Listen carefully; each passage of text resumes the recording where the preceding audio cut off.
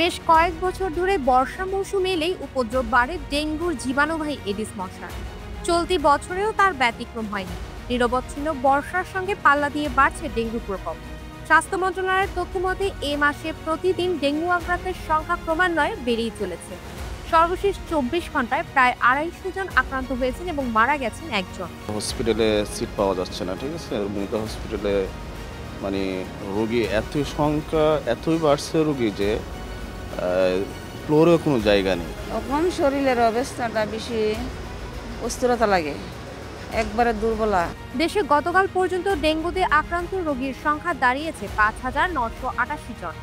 Dengue সংক্রমণে গত কয়েক মাসের পরিসংখ্যানে দেখা যায় মার্চ মাস থেকেই ডেঙ্গু সংক্রমণ বাড়তে থাকে।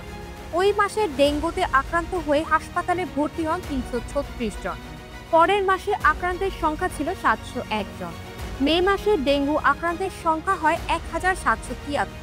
চলতি মাসে এখনো পর্যন্ত আক্রান্তের সংখ্যা 1,643 জন।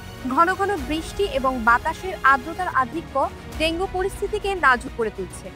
বিভিন্ন স্থানে জমে থাকা বৃষ্টির পানিতে ডিম পাড়ে এডিস মশা এবং এর বংশবিস্তার ত্বরান্বিত হয়।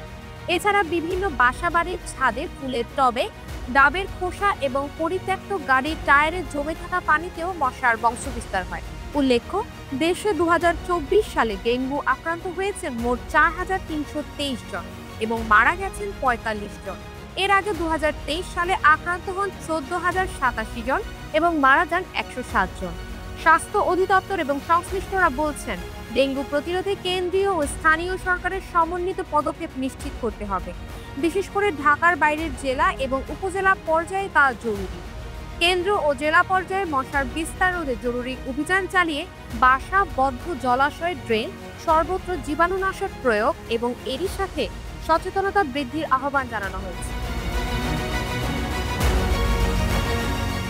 পরবর্তী আরো সংবাদ পেতে আমাদের সাথেই থাকুন। শ্রাবণী সরকার, গ্লোবাল ভয়েস 24।